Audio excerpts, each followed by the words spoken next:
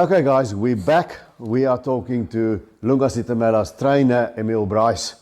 Familiar face here in the Cape Town area. First off, Emil, congrats on the win. Thank you. Thank you very much. And talk us through the Bagwazi fight with Lunga and Bagwazi. That was postponed, I think, 3 times. Twice. It got postponed twice, yes. Okay. Yes, and it was, it's not nice when a fighter is training and tournament gets postponed. You've got to give a boxer off. But, he's a champion, and champions overcome these things. If you want to become a champion, you have to overcome these things. So our camp went well no matter what. Yeah. And Stephen Bagwazi, how did you see the opponent? What were your game plan going in? We looked at him, me and my team looked at him. He likes to throw a jab, double jabs, throws the right. And we were waiting for things like that. He caught Lunga in the second round, but that was basically all she wrote. But Stephen Bagwazi, game plan was, what game plan do we have but come forward, yes, put the hurt and the pressure on you? Lunga is a pressure cooker, of course. And he's got, I believe in the Eastern Cape, he's got some sort of muti with people's shoulders. What is the deal with the shoulders? No, it's not him, it's me. They think it's me that's got the muti. You? No, everybody's phoning me for the muti. Well, if they want to buy, they can come buy. I got the muti. Okay, now the future. We've chatted about it. He's giving up a South African title. He's going to stick with WBF belt. What have you got planned for the future? There is something in the pipeline in the next 3 months. We've sat down with a promoter, which is Brice Boxing Promotions, my brother, as you know. And it looks like we've done a deal with a defense of his title in August. Okay. And let's go through your other fighters as well. And a kid that's been doing quite well recently is Daniel Pontak. Let's talk a bit about him. What's in store for Daniel? Yes, there's also something coming up for Daniel. Daniel had an operation 2 months ago, straight after his fight. Basically, he had an op, and he's on the mend. And probably somewhere August, September month as well, we got something. And he's fighting in which division now? He's a flyweight. He's a flyweight. Yeah. Okay. And then we have, of course, we have Cristiano Ndombasi, who's probably one of your stalwarts. He's been around a long time. Yes. He fought Brandon Tyson there at Empress Palace in his last fight. And he hit him with a lot of shots there that could have knocked over trees. But let's give it to Brandon. He's got a very good chin. And he lost on points. What were your thoughts about that fight? Wow. I give it to Cristiano. Cristiano's fought the best in the country. We've got to be honest and look at it that way. And we gave away rounds in the first the first half of the fight, and we were playing catch up all the way. Brandon Tyson basically, I wouldn't say outboxed Cristiano, but he was the cleverer boy on the night, and we couldn't get him, or no matter what we hit him with. Is there anything in the future for Cristiano?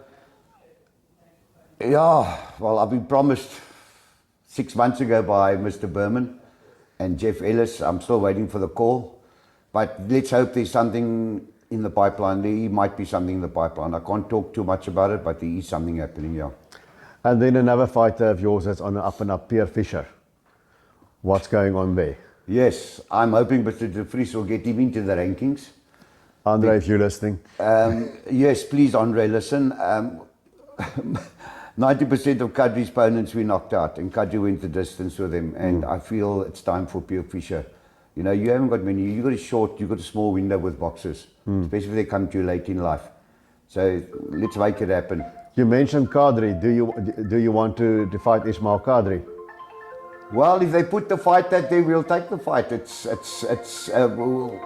I'd actually love the fight. For Cape Town, it'd be a fantastic fight. Okay. Sorry people, there's one of those electronic interferences. Sorry about that. Okay. It's going to go off. Sorry. There we go. Anyhow, sorry. Anybody else in your camp? Wasim Chellen. You've forgotten about the KO kid. He should have been at the awards. Yes, I've seen. The best knockout I've seen in 30 years. Yes. And he's not even at the awards, but you know what? We're probably not good enough to be there. What's the future for Wasim Chellen? Wasim Chellen will also be fighting on I can't give you the date, but it will be in August. Wasim Chellen will probably be defending his title as well. And that's the Western Cape title. No, that's a WBF African title. WBF African title. That's correct. Okay. All right, Emil, thanks for talking to us. Pleasure. And good luck with all your fighters. Congratulations on this. Thank you very much. It's been long, hard years to try and get one of these. And I'll see you ringside soon, hopefully. Okay, guys, here we are with Alan Dillon. He's the manager and the conditioning coach of the Brice stable. Welcome, Alan. Hey, Drux, nice to be here. Good. And congrats. That's nice to have another belt here. Absolutely. And it's an honor for me to be with Lunga and Emil on this journey. It's the first time I've been involved in helping to get a boxer to a South African title and then a world title. That's a great thing to have. Yep. And Alan, tell us a bit about yourself. How did you get started in boxing? Where did it come from? Yes, I started boxing in 1977. Emil's dad, Basil Brice, he was my coach, trainer, and took me to a Western Province title, eventually a South African title. Won best boxer at the SAs in '82 in Pretoria. Okay. And yeah, that was my amateur career. I never boxed pro. Okay. And then I came back into boxing a couple of years ago and started helping Emil with the amateurs and then started with the pros. Okay. Tell us again about the Bagwasi fight. How did you see it from your perspective? Yeah, we prepared well. There were 2 cancellations or postponements, which affected our preparation a little bit. We had to stop and start. But that's what champions do. As you've heard before, we overcome. So we just had to adapt, and at the end of the day, we had to go and win the fight. Okay. So you're on the management side of it. Yeah. Now, he's vacating the South African title. Correct. Okay. So that means you make more money with the WBF belt than the South African belt.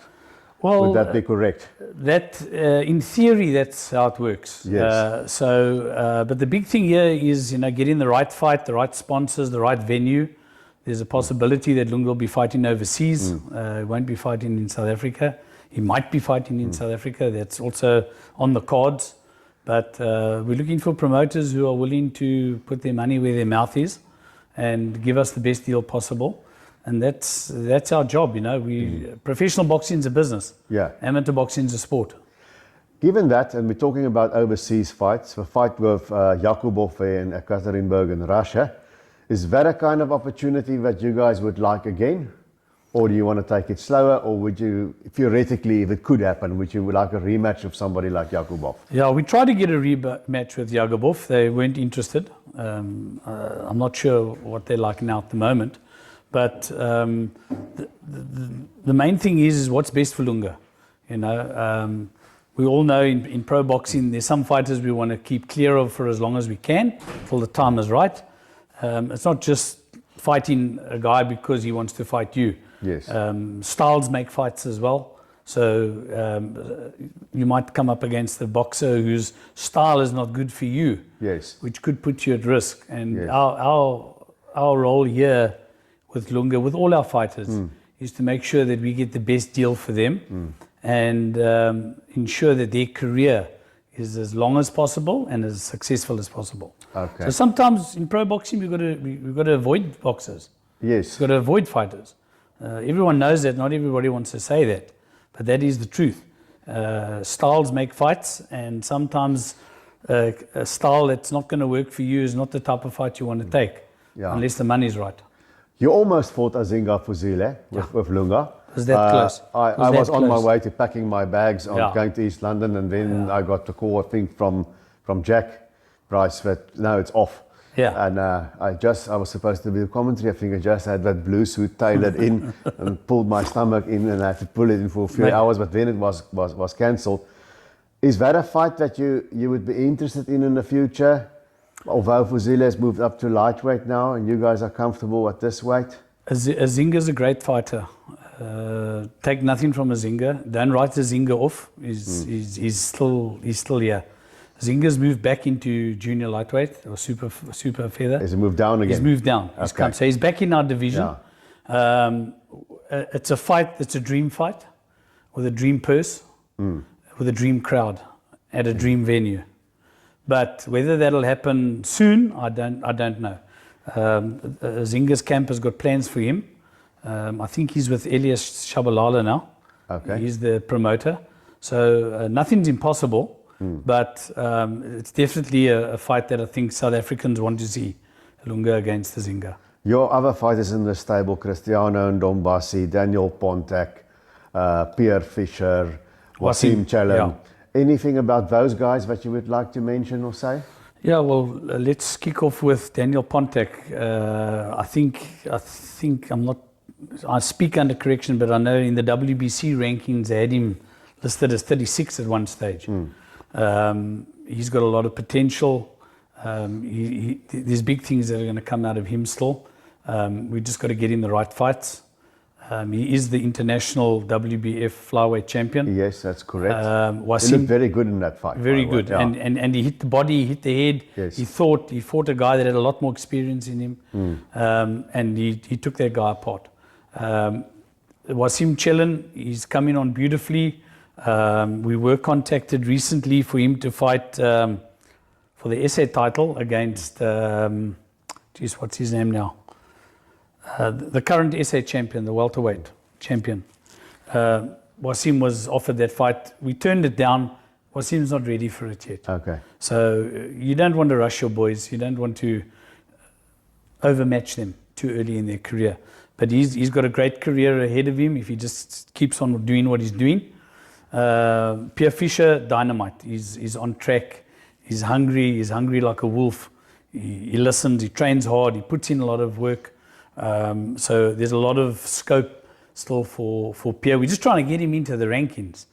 I know the ratings guys are saying that the quality of opponents that he's fought have not been so great to give him a ranking, but there are other guys in the division who have fought similar guys and they rated.